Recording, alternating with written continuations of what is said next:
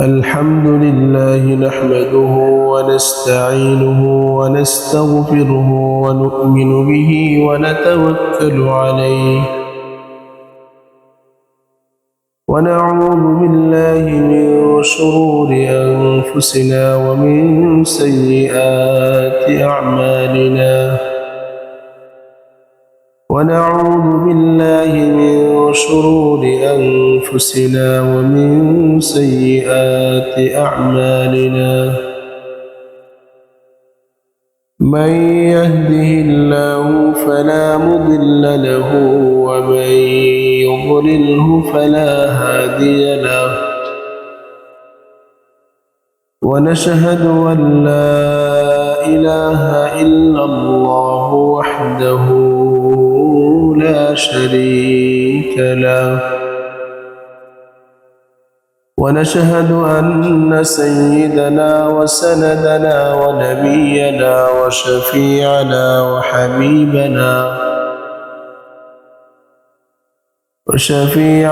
وحبيبنا وهادينا ومهدينا ومولانا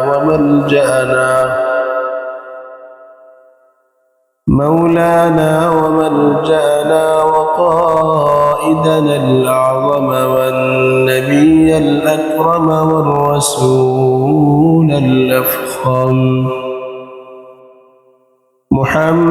محمدا عبده ورسوله لا نبي بعده ولا رسول بعده ولا إمام بعده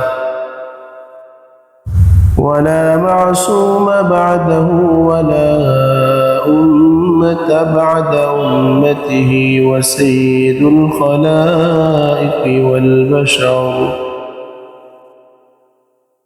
صلى الله تبارك وتعالى عليه وعلى آله وأصحابه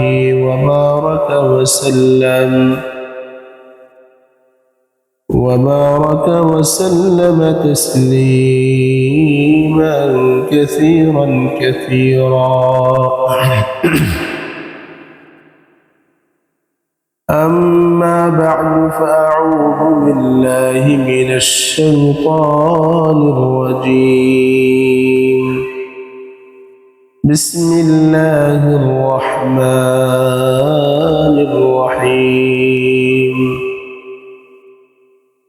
فأقم وجهك للدين حنيفا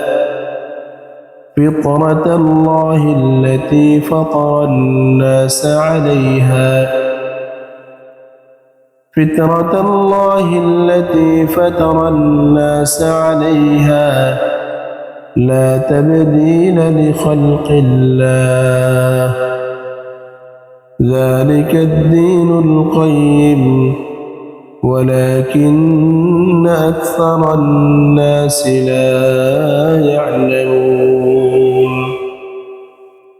وقال الله تبارك وتعالى واتبعوا أحسن ما أنزل إليكم من ربكم من قبل أن يأتيكم العذاب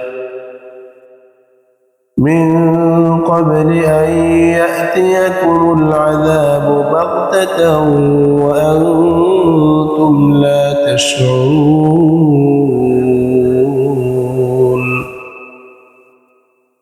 وقال النبي صلى الله عليه وسلم ما من مولود إلا يولد على الفطرة فأبواه يوهدانه أو ينصرانه أو يمجسانه أو كما قال عليه الصلاة والسلام صدق الله مولانا العظيم وبلغنا رسوله النبي الأمي الكريم ونحن على ذلك من الشاهدين والشاكرين والحمد لله رب العالمين سبحانك لا علم لنا إلا ما علمتنا إنك أنت العليم الحكيم رب اشرح لي صدري ويسر لي أمري واحلل عقدة من لساني يفقه قولي সকলে ইবাদতের নিয়তে মুহাম্মদের সাথে রাসূলুল্লাহ সাল্লাল্লাহু আলাইহি ওয়াসাল্লামের উপরে দুরূদ ইব্রাহিম আমরা নামাজে যে দুরূদ তেলাওয়াত করি যে দুরূদ পড়ি সেই দুরূদ আমরা সকলে মুহাম্মদের সাথে তেলাওয়াত করি আল্লাহুম্মা সাল্লি আলা মুহাম্মাদিন ওয়া আলা আলি মুহাম্মাদ كما صليت على إبراهيم وعلى آل إبراهيم إنك حميد مجيد اللهم بارك على محمد وعلى آل محمد كما باركت على إبراهيم وعلى آل إبراهيم إنك حميد مجيد সকলে মুহাম্মদের সাথে কয়েকবার কালিমার জিকির করি লা ইলাহা ইল্লাল্লাহ লা ইলাহা ইল্লাল্লাহ لا إله إلا الله لا إله إلا الله لا إله إلا الله لا إله إلا الله لا إله إلا الله لا إله إلا الله لا إله إلا الله لا إله إلا الله محمد رسول الله صلى الله عليه وسلم الحمد لله আল্লাহ তাআলার দরবারে অসংখ্য অগণিত শুকরিয়া যে মহান রব্বুল আলামিন আরহামুর রাহিমিন আহকামুল হাকিমিন দয়াময় আল্লাহ তাআলা আমাদেরকে আল্লাহ তাআলার পবিত্র হুকুম জুমার নামাজ জামে মসজিদে আদায় করার জন্য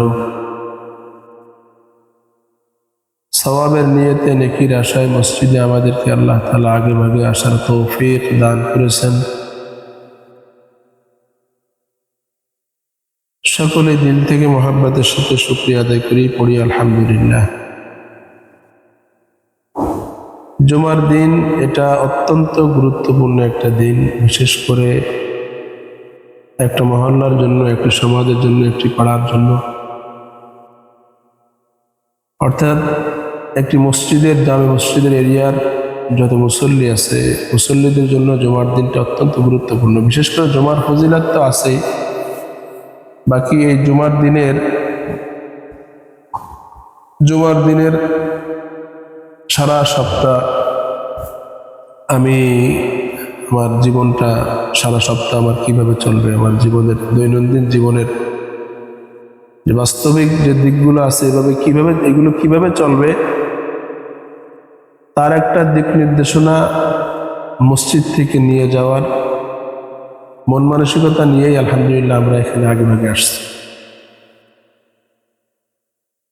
আর সাধারণত মসজিদের খুতবা যারা আছেন যারা মসজিদে জুমার নামাজে আলোচনা করেন হয়তোবা ওনারাও এই আশা নিয়ে এই নেক আশা নিয়ে হয়তোবা ওনারাও একটা সমাজের পরিবর্তনের জন্য, একটা সমাজকে সুন্দর করার জন্য, একটি সুষ্ঠু এবং নিরাপদ সমাজ গড়ার জন্য, একটি সুষ্ঠু এবং নিরাপদ সমাজ তৈরি করার জন্য মসজিদের খতিব সাহেবদের যে ভূমিকাটা, এটা অত্যন্ত গুরুত্বপূর্ণ। আজকে মূলত তারই একটি ধারাবাহিকতার একটা প্রয়াস নিয়ে আপনাদের সামনে আমি দুটো আয়াতে কারিমা তেলাওয়াত করেছি। গত জুমার থেকে আজকে জুমা পর্যন্ত যতটুকু খবর আমরা অনলাইনে সোশ্যাল মিডিয়া দেখছি, 9 বার নাকি ভূমিকম্প হয়েছে। সামাজিক অবক্ষয় সহ মানসিক অশান্তি, নানাবিধ সমস্যা নিয়ে মানুষ জর্জরিত।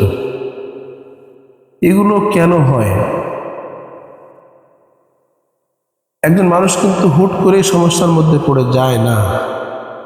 তার সমস্যার সম্মুখীন হতে হলে তারও কিছু চেষ্টা করতে হয়। আমি যদি সমস্যা করতে চাই, আমারও কিছু সেই সমস্যার দিকে যেতে হবে, নাহলে সমস্যা পড়ার কোনো মানে আছে?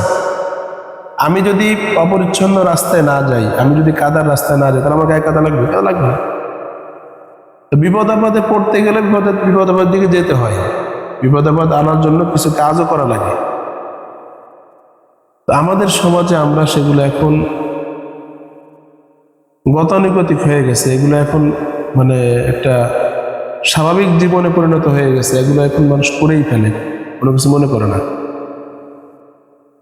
যদি আমরা আমাদের জীবনের মূল্য এবং মূল লক্ষ্যটা যদি আমরা বুঝতে পারতাম, তাহলে আশা করা যায়, আল্লাহ তাআলার রহমতের দিকে তাকিয়ে আশা করা যায়,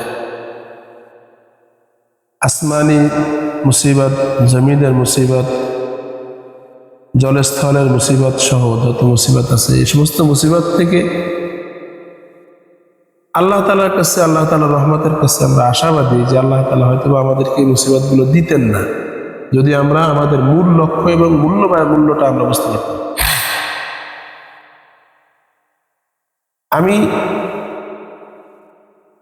আমাদের জীবনের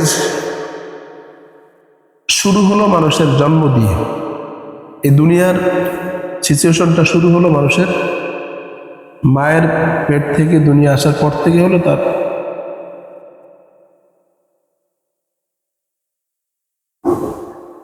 এই দুনিয়ার যা কিছু আছে, দুনিয়ার যত আসবাব আছে, যা কিছু আছে, এগুলো একটা মানুষ সাথে সাথে পেয়ে যায় না। আমি কৃষি কাজ করব, কৃষি পরিবেশে আমাকে চলতে হবে। আমি ড্রাইভারি করব, আমার ড্রাইভারদের সাথে আমার চলতে হবে। আমি ব্যবসা করব, ব্যবসায়ীদের সাথে আমার চলতে হবে। আমি ডিফেন্সে চাকরি করব, ডিফেন্সের ট্রেনিং আমার নেওয়া লাগবে। অর্থাৎ যে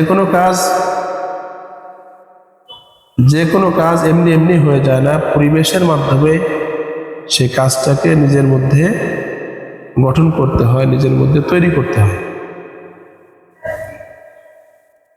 একজন সন্তান যখন মায়ের পেট থেকে জন্মগ্রহণ করে, এই সন্তান কিন্তু সে বাহিরের বহিরাগত কোনো আবহাওয়া তার গায়ে লাগে না। আগে তার মা বাবা, তার ঘরের যে বাতাসটা, সেটা আগে লাগে। ঘরের পরিবেশটা আগে তার গায়ে লাগে। ঘরের যে পরিবেশ, বাচ্চা ঠিক ওই পরিবেশে সে বড় হবে, এর বাইরে কোনো পরিবেশ তার লাগবে না। এরপরে যখন সে প্রাপ্তবয়স্ক হয়ে যাবে, তখন বাবা মা যখন কোনো কোথাও শিক্ষা দেওয়ার জন্য পাঠাবে, স্কুল কলেজ মাদ্রাসাতে, ওইখানে বাবা মা কোন শ্রেণীর ব্যক্তির সাথে আমার সন্তানকে কোন শ্রেণীর ব্যক্তিদের সাথে আমি তাকে তার সংস্পর্শে আমি দিচ্ছি, কোন শ্রেণীর ব্যক্তিদের সাথে আমি আমার সন্তানকে মেলামেশা করতে দিচ্ছি, সেটা বাবা মার চিন্তার উপর ডিপেন্ড করবে। বাবা মা যদি চিন্তা করে যে না, আমি আমার সন্তানকে একজন আদর্শ মানুষ হিসেবে তৈরি করব, তাহলে সে আদর্শিক মানুষের কাছে তার সন্তানকে পাঠাবে, এটাই নিয়ম। আর যদি চিন্তা করে যে না, 8-10 জন মানুষ আর বাকি 10 জন মানুষ আছে সমাজের, তাদের সন্তানরা যেরকম চলতেছে, আমার সন্তান ওদের সাথে থাকুক, ঘুরুক, খেলুক, খেলাধুলা করুক, যেভাবে মনে হচ্ছে সেভাবে চলুক। তো বৃদ্ধ বয়সে এসে বর্তমান সমাজে, বর্তমান এই সময়ে এসে 99% বৃদ্ধ বাবা, বৃদ্ধা মা, তারা এই কথা বলতে বাধ্য হয়, হুজুর আমার ঘরে শান্তি নাই, আমার সন্তান আমার কথা শোনে না, আমার সন্তান তার বউয়ের কথা শুনে সে চলে, আমার সন্তান আমাকে ভাত দেয় না। অথচ এখনো উনি যে বাড়িটাতে আছে, ওনার সন্তান যে বাড়িটাতে আছে, সেই বাড়িটা এখনো না। কিন্তু কত বড় পোড়া কপাল পিতা বাবা, যিনি তার সন্তানকে অধীনস্থ করতে পারেন নাই। জন্ম দিয়েছেন নিজেই, আদর্শ পাইছে চোর ডাকাতের। জন্ম দিয়েছেন আপনি, আদর্শ পাইছে ইয়াবা গাঁজাখোরদের। জন্ম দিয়েছেন আপনি, আদর্শ পেয়েছে দুর্নীতিবাজদের। জন্ম দিয়েছেন আপনি, আদর্শ পেয়েছে ঘুষখোরদের। জন্ম দিয়েছেন আপনি, আদর্শ পেয়েছে আউল বাউলদের। কথা মনে হয় বুঝেন না আপনারা, কষ্ট নিয়েন না। এই সন্তানকে আল্লাহ রাব্বুল আলামিন আমার কাছে যেইভাবে পাঠিয়েছেন, যদি আমি ওইভাবেই আমার সন্তানকে রক্ষা করতে পারতাম,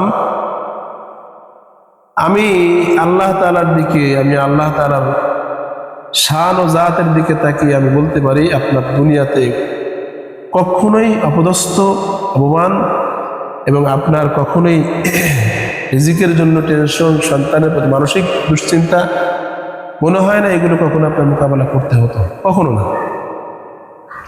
যখনই আপনার সন্তানদেরকে আপনি তাদের মতো ছেড়ে দিয়েছেন বা সন্তানের দিকে লক্ষ্য করেন নাই, তখন সন্তান সে তার পথ বেছে নিছে। শয়তানের সুযোগ পেয়ে আপনার সন্তানকে সে আপনার থেকে ভাগিয়ে নিয়ে গেছে। এই জন্য আল্লাহ রাব্বুল আলামিন প্রত্যেকটা বাবা মাকে তার সন্তানকে, বাবা মার কাছে তার সন্তানকে আমানত হিসেবে দিয়েছে। এই আমানতের যথাযথ ব্যবহার করা।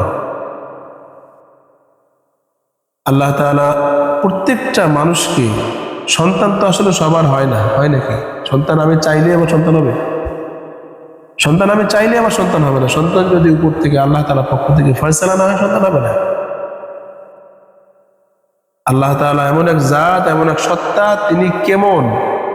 লিল্লাহি মুলকুস সামাওয়াতি ওয়াল আরদ, আসমান এবং জমিনের রাজত্ব একমাত্র আল্লাহ সুবহানাহু ওয়া তাআলা। এরপরে তিনি কি বলেন? ইয়াহাবু লিমান ইয়াশাউ ইনাসা, তিনি যাকে ইচ্ছা তাকে শুধুমাত্র কন্যা সন্তান দান করেন। ওয়া ইয়াহাবু লিমান ইয়াশাউ যুকুর, এবং যাকে ইচ্ছা তাকে শুধুমাত্র পুত্র সন্তান দান করেন। অনেক ঘরে দেখা যায় শুধুমাত্র পুত্র সন্তান ভরা, ঘরে কোনো কন্যা সন্তান নাই। আবার অনেক ঘরে এমন দেখা যায় শুধুমাত্র কন্যা সন্তান ঘর ভরা, কিন্তু কোনো পুত্র সন্তান নাই। এগুলো আল্লাহ তাআলাই দেন। আও ইউযাউযুহুম যুকরানা ওয়া ইনাসা, আল্লাহু আকবার, আল্লাহ। তিনি আল্লাহ সুবহানাহু ওয়া তাআলা, আল্লাহ তাআলা কত বড় আযীম শানওয়ালা। তিনি আবার যাকে চান ইউযাউযুহুম যুকরানা ওয়া ইনাসা, তিনি আবার যাকে চান তাকে পুত্র সন্তান এবং কন্যা সন্তান দুটো একসাথে দান করেন। আবার যাকে চান ওয়াজআলু মান ইয়াশাউ আকিমা, আবার যাকে চান তিনি তাকে বন্ধা করে রাখেন, সন্তানাদি দেন না। ইন্নাহু আলিমুল কাদির। আল্লাহু আকবার। সন্তান আমি চাইলেই হবে না, সন্তান আমার যোগ্যতায় সন্তান আসে না, সন্তান আল্লাহ রাব্বুল আলামিন দেন। এই সন্তান যে আল্লাহ তাআলা দুনিয়াতে যত মানুষ সৃষ্টি করেন, আল্লাহ তাআলা যত মানুষ, সমস্ত মানুষ, চাই ইহুদি, খ্রিস্টান, হিন্দু, বৌদ্ধ, নাস্তিক, আস্তিক, যার ঘরে হোক, যেই মানুষটাই জন্মগ্রহণ করুক না কেন, প্রত্যেকটা মানুষ আল্লাহর ফিতরতের উপরেই জন্মগ্রহণ করে। অর্থাৎ তাকে আল্লাহ তাআলার যে বৈশিষ্ট্য, অর্থাৎ ভালো যে বৈশিষ্ট্যগুলো, নিষ্পাপের বৈশিষ্ট্য, ফিতরাতে ইসলামিয়ার বৈশিষ্ট্য, কান্নার বৈশিষ্ট্য, কবুলে হক গ্রহণ করার মতো সক্ষমতার যে বৈশিষ্ট্যটা, এটা আল্লাহ তাআলা প্রত্যেকটা সন্তানকে, প্রত্যেকটা মানুষকে দুনিয়াতে দিয়ে তারপর পাঠান। আল্লাহর পক্ষ থেকে সন্তানরা হলো বাবা মার জন্য একটা আমানত। এই সন্তানের আমানত যদি বাবা মা যথাযথ রক্ষা করে, বাবা মা দুনিয়াতে যেমন সফল হবে, আখিরাতেও তেমন সফল হবে। দুনিয়াতে আল্লাহ তাআলা একজন মানুষকে দুইটা জিনিস দিয়ে পরীক্ষা করেন, সম্পদ এবং সন্তান দিয়ে পরীক্ষা করেন। সূরা জুমার মধ্যে আসছে, সূরাতুল কাহফের মধ্যে আল্লাহ তাআলা বলেন, আল মালু ওয়াল বানুনা জিনাতুল হায়াতিদ দুনিয়া, আল মালু ওয়াল বানুনা জিনাতুল হায়াতিদ দুনিয়া ওয়াল বাকিয়াতুস সালিহাতু খায়রুন ইনদা রাব্বিকা সাওয়াবান ওয়া খায়রুন আমালা। সন্তান এবং সম্পদ এগুলো হলো দুনিয়ার জিনাত, দুনিয়ার সৌন্দর্য, এগুলো চিরস্থায়ী নয়। তবে সম্পদ এবং সন্তানের মাধ্যমে আল্লাহকে পাওয়া যায়। সন্তান এবং সম্পদের মাধ্যমে, সম্পদ এবং সন্তানের যথাযথ ব্যবহারের মাধ্যমে আল্লাহ তাআলার নৈকট্য অর্জন করা সহজ হয়ে যায়। ইন্না জাআলনা মা আলাল আরদি জিনাতাল লাহা, ইন্না জাআলনা মা আলাল আরদি জিনাতাল লাহা। আল্লাহ তাআলা বলেন, জমিনের মধ্যে আমি যা কিছু বানাইছি এগুলো সব মানুষের সৌন্দর্যের জন্য বানাইছি। মানুষ এগুলো ব্যবহার করবে না, এগুলোর কোনো মূল্য নাই। ঘর করছেন, বিল্ডিং করছেন, একটা ডুপ্লেক্স বাড়ি করছেন, কিন্তু ঘরের মধ্যে থাকেন না, ওই ঘরে কোনো মূল্য নাই। কোটি কোটি টাকা দিয়ে একটা ল্যান্ড ক্রুজার কিনছেন, আরো কি দামি দামি গাড়ি বের হয়েছে, এগুলো কিনছেন কিন্তু ব্যবহার করেন না, এর কোনো মূল্য নাই। আপনি একটা রাস্তা করছেন, রাস্তা ব্যবহার করছেন না, রাস্তার কোনো মূল্য নাই। যত কিছু দেখি না কেন, হুয়াল্লাযী খালাকা লাকুম মা ফিল আরদি জামিআ, আল্লাহ তাআলা বলেন, জমিনের মধ্যে যা কিছু বানাইছি এগুলো সব আমি আমার বান্দাদের খেদমতের জন্য বানাইছি। কেন বানাইছি? ওই যে জাআলনা মা আলাল আরদি জিনাতাল লাহা। জিনাত কেন?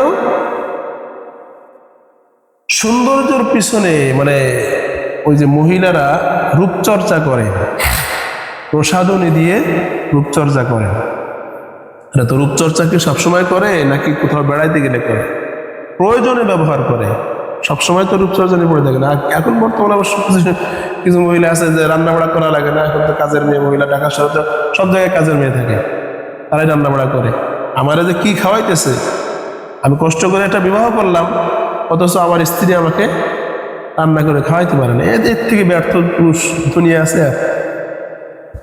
আমাকে একজন কোথা থেকে এক মহিলা বস্তিতে থাকে, ওই যে মির্জা ফখরুল সাহেবের একটা সাক্ষাৎকার দেখছি মনে হয়, যে কড়াইল যে আগুন উঠছে না, ওই বস্তিতে তার বাড়ির কাজের লোক, কাজের বুয়া সেখানে বসবাস করে। বুঝতে পারছেন? বাংলাদেশের একটা দলের, বলতে গেলে একটা দলের প্রধান বর্তমান সে, তো সেই দলের প্রধানের রান্না কে করে? একটা বস্তির মহিলা। কষ্ট নিয়ে না, মানে এটা আসলে তাকে ছোট করছি না, মানে আমি আমার ঘরে স্ত্রী আনছি কেন? আমার সেবা শুশ্রূষা, সুখে শান্তি, ভালোবাসা দেওয়ার জন্য। আর সে থাকে, আপনি থাকেন আপনার রাজনীতি নিয়ে, আপনি থাকেন আপনার ব্যবসা নিয়ে, আপনার বউ থাকে অন্য কিছু নিয়ে। আল্লাহু আকবার, লা হাওলা ওয়ালা কুওয়াতা ইল্লা বিল্লাহিল আলিয়্যিল আযীম, আস্তাগফিরুল্লাহল আযীম।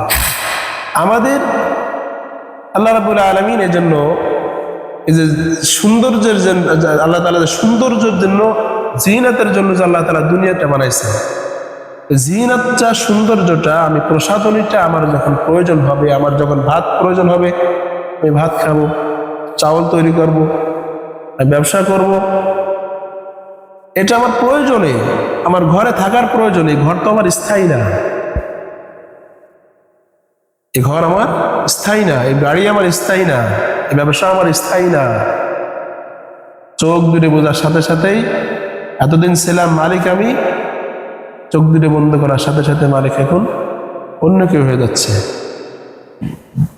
এই সৌন্দর্যের পিছনে, জিনাতের পিছনে দৌড়িয়ে আমরা আমাদের জীবনের মূল্যবান সময়টাকে নষ্ট করছি। আল্লাহ তাআলা কি বলেন, এই সৌন্দর্য আমি কেন দিছি? সৌন্দর্য পেয়ে লিনাবলুয়াহুম আইয়ুহুম আহসানু আমালা, দেখা যাবে এই সৌন্দর্য পাওয়ার পরে কারা ভালো কাজের প্রতিযোগিতা করে। পরীক্ষা হবে যে এখানে ভালো কাজ কারা সবচেয়ে বেশি করতেছে।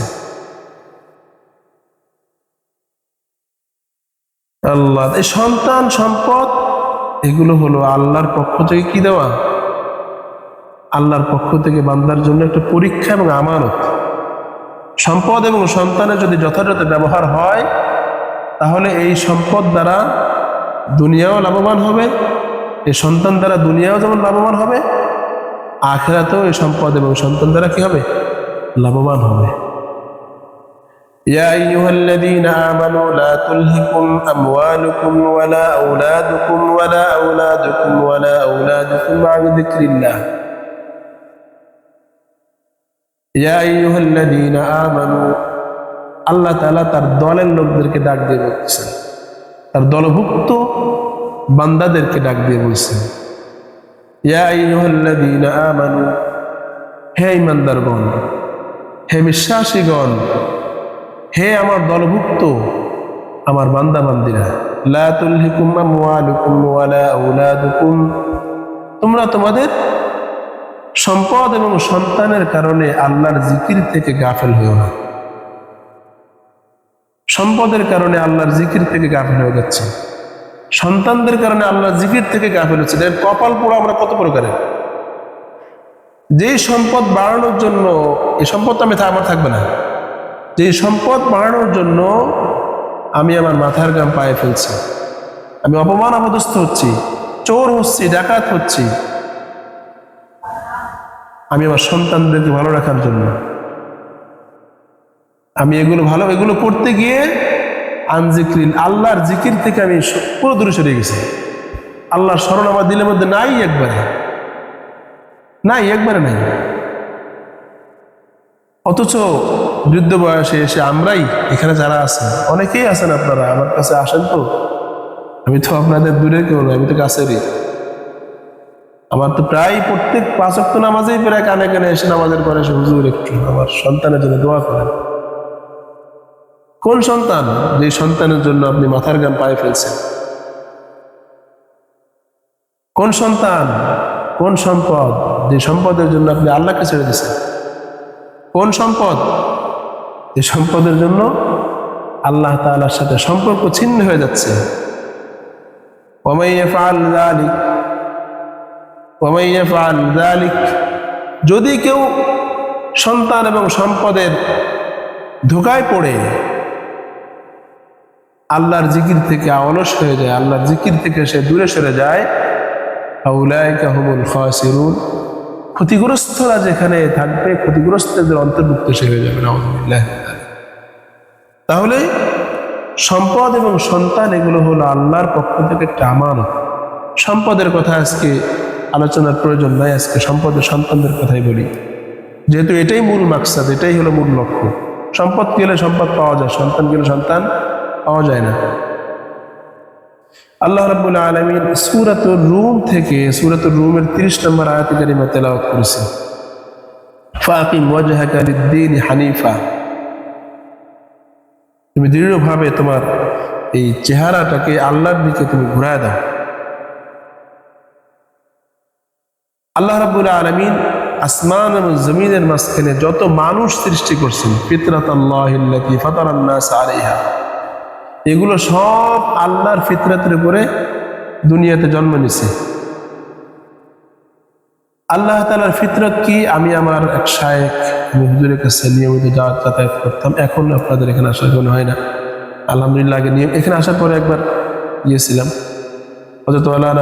হজরত ওয়ালা মুফতি শাহ আব্দুল গফফার সাহেব দামাত বরকাতুহুল আলিয়া হুজুরের একটা বয়ান থেকে শুনলাম, চারটা বিষয়ে কথা বলছেন, যে চারটা বিষয় আগে বলছে সেই চারটা বিষয়। এক নম্বর হলো নিষ্পাপ করে আল্লাহ তাআলা দুনিয়াতে পাঠায়, এটা আল্লাহর বৈশিষ্ট্য, নিষ্পাপ করে পাঠায় না। আমার সন্তান আল্লাহ তাআলা আমাকে নিষ্পাপ করে দিয়েছেন, কথাটা একটু ভালো করে বুঝেন। আমার সন্তানকে আল্লাহ তাআলা আমার কাছে নিষ্পাপ করে দিয়েছেন, এটা আল্লাহর বৈশিষ্ট্য, আল্লাহর ফিতরত। দুই নাম্বার ফিতরতে ইসলামিয়া, ইসলামের উপরে ইসলামের বৈশিষ্ট্য দিয়েই আল্লাহ তাআলা তাকে দুনিয়াতে পাঠাইছেন। তিন নাম্বার কবুল হক, হক গ্রহণ করার মতো সক্ষমতা আল্লাহ তাআলা তাকে দিয়ে দুনিয়াতে পাঠাইছেন। চার নম্বরে কান্নার যোগ্যতা, কান্নার বৈশিষ্ট্য দিয়ে আল্লাহ তাআলা তাকে দুনিয়াতে পাঠাইছেন। এই চারটা গুণ প্রত্যেকটা মানুষ যখন দুনিয়াতে আসে তাকে আল্লাহ তাআলা দিয়ে পাঠাইছেন। এই চারটা গুণ কখনোই, এই চারটা বৈশিষ্ট্য কখনো পরিবর্তন হবার নাই। আল্লাহ তাআলা পরিবর্তন করতে মানা করছেন, লা তাবদীলা লিখালকিল্লাহ। আল্লাহর সৃষ্টিতে পরিবর্ধনের কোনো সাধন বা কারো সাধ্য নাই, কারো সাধ্য নাই। আল্লাহ তাআলার যে সৃষ্টিতে পরিবর্তন আল্লাহ করতে মানা করছেন। কি সৃষ্টি, কি কোনটা? এই চারটা বৈশিষ্ট্য। আমার সন্তান আমার কাছে নিষ্পাপ হয়ে দুনিয়াতে আসছে, এই সন্তানটাকে এখন আমার দায়িত্ব হলো তাকে নিষ্পাপ রাখা। আমার সন্তান আমার কাছে আসছে ফিতরাতে ইসলামিয়ার উপরে, ইসলামিক বৈশিষ্ট্য নিয়ে এসে দুনিয়াতে আসছে। আমার দায়িত্ব হলো, আমি বাবা হিসেবে আমার দায়িত্ব হলো আমার সন্তানকে ইসলামের উপর তাকে প্রতিষ্ঠিত করা। আমার সন্তান আমার কাছে আল্লাহ তাআলা হক, কবুলে হক, হক গ্রহণ করার মতো সক্ষমতা দিয়ে তাকে দুনিয়াতে পাঠাইছেন। তো তাকে সে হক কবুল করার মতো সক্ষমতা, তার জন্য সুযোগ দেওয়া, কান্নাকাটির যোগ্যতা আল্লাহ তাআলা তাকে দিছেন।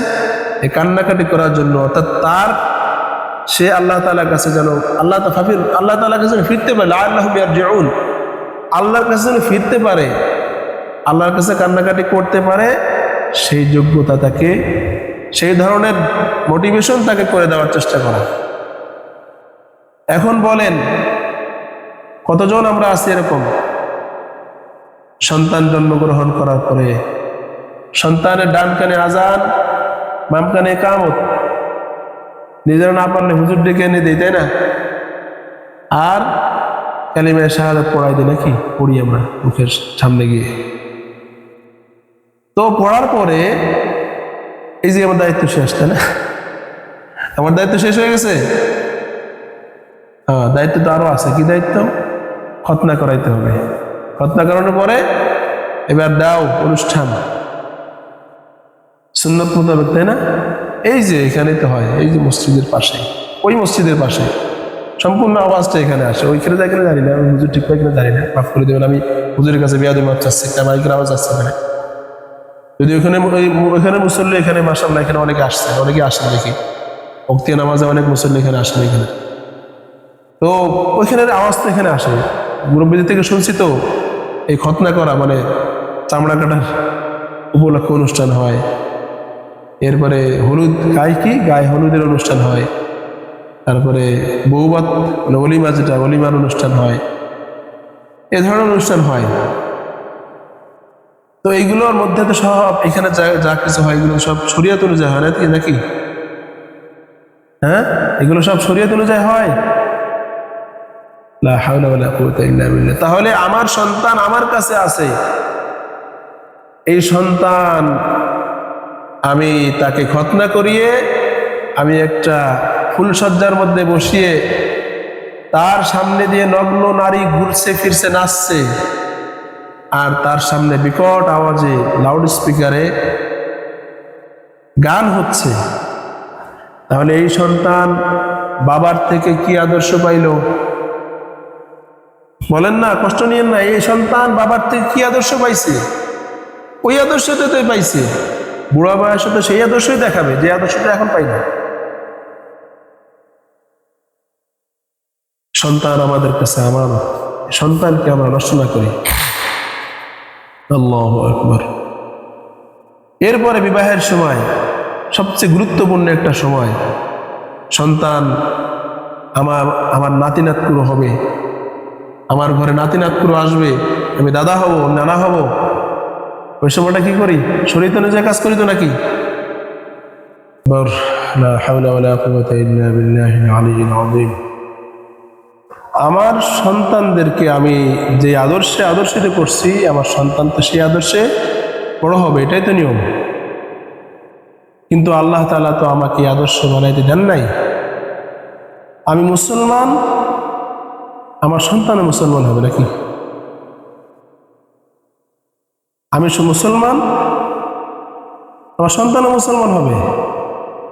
কিন্তু আমি মুসলমান হয়ে যদি আমার সন্তান ইহুদিদের মতো হয়ে যায়, আমি মুসলমান হওয়ার পরে আমার সন্তান যদি হিন্দুদের মতো হয়ে যায়, আমি মুসলমান হওয়ার পরে যদি আমার সন্তান খ্রিস্টানদের মতো হয়ে যায়, এর চাইতে দুর্ভাগা পোড়া কপাল বাবা পিতা দুনিয়ার আছে?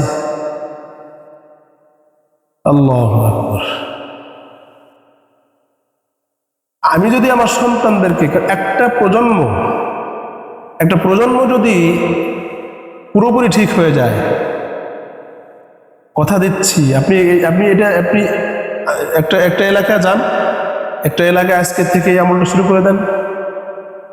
স্বর্ণের এলাকা হবে, স্বর্ণের যুগের যে এলাকাটা, সেই এলাকাটা হবে এলাকাটা। আপনি আপনার সন্তানকে জন্মের পর থেকে যে আদর্শে আল্লাহ তাআলা দুনিয়াতে তাকে পাঠাইছেন, যে বৈশিষ্ট্য দিয়ে পাঠাইছেন, সেই বৈশিষ্ট্যের উপর তাকে বড় করেন। ওই এলাকায় যদি সব মানুষ ওই বৈশিষ্ট্যে বড় হয়, তাহলে ওই এলাকায় কোনো খুন, রাহাজানি, সন্ত্রাসী, চাঁদাবাজি, ফাঁকিবাজি যা কিছু আছে, নাউযুবিল্লাহি মিন যালিক, লা হাওলা ওয়ালা কুওয়াতা ইল্লা বিল্লাহ বলতে হয় না, এগুলার মধ্যে কোনো কিছুতেই আপনার সন্তান যাবে না। আস্তাগফিরুল্লাহুল আযীম। আমি আমার মূর্খতার জন্য, আমি আমার জাহালতের জন্য আপনাদের কাছে ক্ষমা চাচ্ছি, কিন্তু এটাই বাস্তব, এটাই বাস্তব।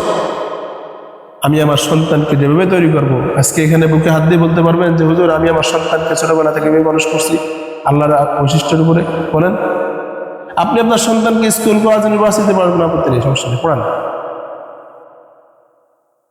আল্লাহ, এই সন্তান যদি আমি বাবা হিসেবে যদি আমার সন্তানের দায়িত্ব পালন করতে পারতাম, যদি আমি আমার বাবা হিসেবে যদি আমার সন্তানের হক আমি আদায় করতে পারতাম, তাহলে আশা করা যায় ওই সন্তান বৃদ্ধ বয়সে আমাকে লাথি মারবে না, আমাকে রিজিকের জন্য আমাকে কষ্ট দিবে না, মানুষের কাছে আমাকে ছোট করবে না, গাঁজায়, নেশায়, মদের আড্ডায় তারা থাকবে না। আমরা চেষ্টা করবো ইনশাআল্লাহ। আমাদের এই আল্লাহ তাআলা বৈশিষ্ট্য অনেকগুলো আছে, বাকি আমি টাচ দিয়ে গেলাম। এটা সমাজে এখন আযাব গজব কেন আসতেছে? এই সন্তানগুলো, আমি যে কথা বলছি, যে সন্তানগুলো, আমি তো বলি না, আল্লাহর কোরআনে কারিমে আল্লাহ তাআলা বলছেন যে সন্তানগুলো সব আল্লাহর ফিতরাতে জন্মগ্রহণ করে। একটা হাদিস পড়ছি, যে হাদিসটা রাসূল সাল্লাল্লাহু আলাইহি ওয়াসাল্লাম সহিহ বুখারী এবং মুসলিমের মধ্যে আসছে। রাসূলুল্লাহ সাল্লাল্লাহু আলাইহি ওয়াসাল্লাম বলেন, মা মিন মাউলুদিন ইল্লা ইউলাদু আলাল ফিতরাহ। কোনো বাচ্চা, কোনো সন্তান, কোনো মানুষের সন্তান জন্মগ্রহণ করে না আল্লাহর ফিতরাত ছাড়া। অর্থাৎ যেই জন্মগ্রহণ করুক না কেন, সে আল্লাহর ফিতরাতের উপরেই, আল্লাহ তাআলা যে বৈশিষ্ট্য দিয়ে দুনিয়াতে পাঠিয়েছেন, সেই বৈশিষ্ট্যের উপরে সে জন্মগ্রহণ করে। পরিবর্তন হয় কেন? ফাবাওয়াহু ইউওয়াহিদানিহি, তার পিতামাতা ইহুদি হওয়ার কারণে, আও ইউনাসসিরানিহি, নাসারা খ্রিস্টান হওয়ার কারণে, আও ইউমাজ্জিসানিহি, অগ্নি পূজারী হওয়ার কারণে। আমি কে? আমি আমার সন্তান তো, আমি তো মুসলমান, আমার সন্তান কেন ইহুদিদের মতো চলে? আমি কে? আমার মুখে কেন দাড়ি নাই? আমি কে? আমি কেন ঘুষ খাই? আমি তো মুসলমান। ওই আদর্শ তো পরিবর্তন হবে, পরিবেশের কারণে পরিবর্তন হবে। কাদের কাছে? ইহুদিদের কাছে, নাসারাদের কাছে। হিন্দুদের কাছে, নাস্তিকদের কাছে, আউল বাউলদের কাছে, মুসলমানদের কাছে তার সন্তান পরিবর্তন হবে, আদর্শিক পরিবর্তন হবে না। পরিবর্তন হলে অন্য জায়গায় হবে। আল্লাহু আকবার। এজন্য আল্লাহ তাআলা বলেন, واتبعوا أحسن ما أنزل إليكم من ربكم من قبل أن يأتيكم العذاب بغتة। তোমাদের রবের পক্ষ থেকে যা কিছু অবতীর্ণ করা হয়েছে আল্লাহর পক্ষ থেকে, ওয়াত্তাবিউ আহসানা মা উনজিলা ইলাইকুম মির রাব্বিকুম, তোমাদের রবের পক্ষ থেকে যা কিছু আল্লাহ তাআলা তোমাদের রব অবতীর্ণ করেছেন তার থেকে তোমরা উত্তমটা মেনে চলো, অনুসরণ করে চলো। উত্তমটা অনুসরণ করার অর্থ হলো, সাপোজ একটা কথা বলি, ব্যবসা করা হালাল, কিন্তু যখন তার উপরে নামাজ যখন ফরজ হয়ে যায়, আজান যখন হয়ে যায়, আজান ইকামত দেওয়ার সাথে সাথেই তার জন্য নামাজ, ব্যবসা থেকে নামাজ উত্তম হয়ে যায়। উত্তমটা এখানে মানতে হবে। আরো আছে, অনেক কথা আছে। উত্তম যেমন একজন ব্যক্তি সম্পদের মালিক হয়েছে, তার কতটুকু পরিমাণ সম্পদ হলে যাকাত ফরজ হবে, সেই সম্পদটাকে তার নিজের সম্পদ থেকে আলাদা করে ফেলবে, এটা তার দায়িত্ব। এটাই হলো উত্তম। উত্তমটাকে অনুসরণ করছে। একজন ব্যক্তি সম্পদের মালিক হয়েছে, কতদিন অতিবাহিত হওয়ার পরে তার সম্পদ এতটুকু পরিমাণ থাকলে তার উপরে হজ ফরজ হয়, সে সেই টাকা দিয়ে, সেই সম্পদ দিয়ে সে আল্লাহর ঘর জিয়ারত করতে যাবে। এটা তার উত্তম ইবাদত। বুঝতে পারছেন? আমরা আমাদের জীবনে কত শত ভুল করি, কিন্তু আমাদের ভুলটা সংশোধন করার জন্য আমরা কখনো প্রস্তুত হই না। কেন হই না? ভুলটা যদি আমরা সংশোধন করি তাহলে দুনিয়া যেমন সুন্দর হয়ে যাবে, আখিরাতও আমাদের তেমন সুন্দর হয়ে যাবে। আল্লাহ তাআলা এই আয়াতের মধ্যে সূরা জুমার আয়াত নাম্বার 55 আল্লাহ তাআলা বলেন, ওয়াত্তাবিউ আহসানা মা উনজিলা ইলাইকুম মির রাব্বিকুম, অনুসরণ করো তোমার রবের পক্ষ থেকে তোমাদের জন্য যেটা উত্তম হিসেবে আসছে সেটা। কখন অনুসরণ করবা? কখন অনুসরণ করব? হুজুর ব্যস্ত সময় কাটছে। ব্যস্ত? কত ব্যস্ত? রাজনীতি নিয়ে ব্যস্ত, ওয়াজ করা নিয়ে ব্যস্ত, দুনিয়াদারি নিয়ে ব্যস্ত। আজরাইল আসলে তো ব্যস্ততা থাকবে নাকি? আজরাইল তো আমার ব্যস্ততার কথা শুনবে। ওয়ানফিকু মিম্মা রাযাকনাকুম মিন ক্বাবলি আন ইয়াতিয়া আহাদাকুমুল মাউত, ওয়ানফিকু মিম্মা রাযাকনাকুম মিন ক্বাবলি আন ইয়াতিয়া আহাদাকুমুল মাউত ফায়াকুল রাব্বি লাউলা আখারতানি। হাসপাতালে যাওয়ার পরে অসুস্থ হয়ে যায়, অসুস্থ হয়ে হাসপাতালে যাওয়ার পরে কি আশা করি?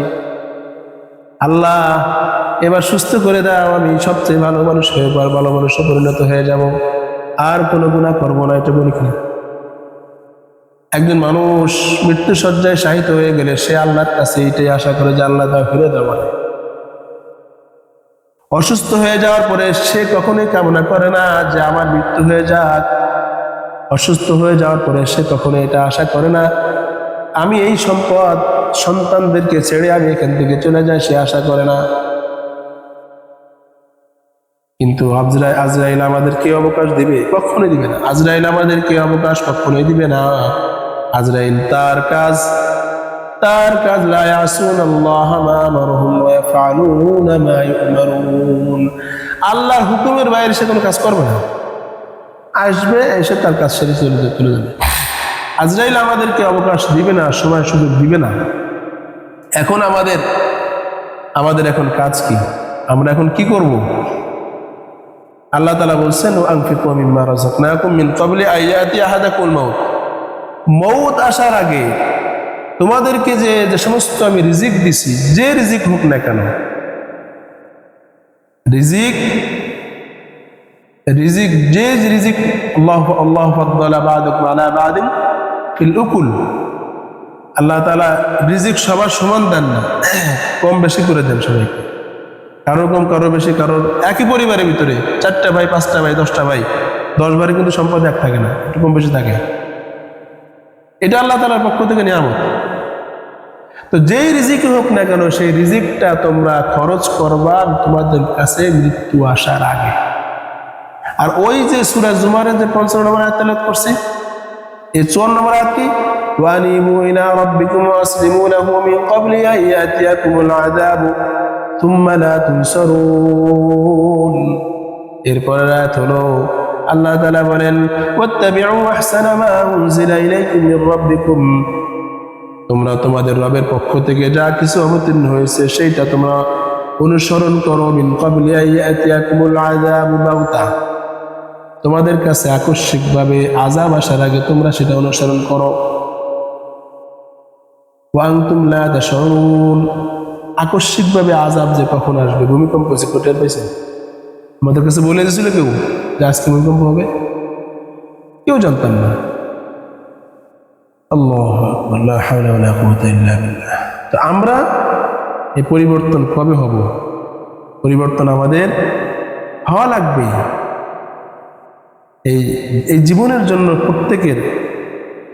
প্রত্যেকেরই আল্লাহ তাআলার কাছে সন্তানের জন্য জবাবদিহিতার কাঠগড়া দাঁড়াইতে হবে, সম্পদের জন্য কাঠগড়া দাঁড়াইতে হবে, নিজের অঙ্গ প্রত্যঙ্গের জন্য কাঠগড়া দাঁড়াইতে হবে। ইন্নাস সামআ ওয়াল বাসারা ওয়াল ফুআদা কুল্লুন উলাইকা কানা আনহু মাসউলা। ইন্নাস সামআ ওয়াল বাসার ওয়াল ফুআদ কুল্লুন উলাইকা কানা আনহু মাসউলা। কান, চোখ, অন্তর, এগুলো সব আল্লাহ তাআলার কাছে দাঁড়াবে, জিজ্ঞাসিত হবে। এখন আমি আপনি পরিবর্তন কবে হব? পরিবর্তন কি 10 বছর পরে হব, 2 দিন পরে হব, মাগরিবের পরে হব? মাশাআল্লাহ এখন 5 তলা পুরো মুসল্লি ভরে গেছে, পুরো 5 তলা মুসল্লি ভরা। আমার মনে হয় 6 তলা ছাদ, আজকে আমাদের মজা বললো যে 6 তলা ছাদ ওনাকে খুলে দিছে। 6 তলা মুসল্লি ভরে উঠে যায়, 7 তলা ছাদে আর কি। অথচ আসরের নামাজে মুসল্লি পাওয়া যায়, মাগরিবে মুসল্লি পাওয়া যায় না। এই জন্য আমাদের এই জীবনটা পরিবর্তন করার জন্য আমাদেরকে আল্লাহ তাআলা সময় যে দিচ্ছেন কতটুকু আমরা তো জানি না, সময়টাকে এখনই কাজে লাগানো শুরু করতে হবে। আল্লাহ তাআলা আমাদের সকলকে তৌফিক দান করেন, আমিন। আল্লাহ তাআলা আমাকেও আল্লাহ তাআলার বিধিবিধান মতে, আল্লাহ তাআলার হুকুম মতে আমাকে চলার তৌফিক দান করেন, আমিন। আল্লাহ তাআলা যা কিছু আমার মুখ থেকে বলিয়েছেন উত্তম যে কথাগুলো, সে কথাগুলো আমাদের সকলকে, আমাকে সকলকে আমল করার তৌফিক দান করেন, আমিন। সুবহানাল্লাহি ওয়া বিহামদিহি, সুবহানাকাল্লাহুম্মা ওয়া বিহামদিক, আশহাদু আল্লা ইলাহা ইল্লা আনতা, আস্তাগফিরুকা ওয়া আতুবু ইলাইক।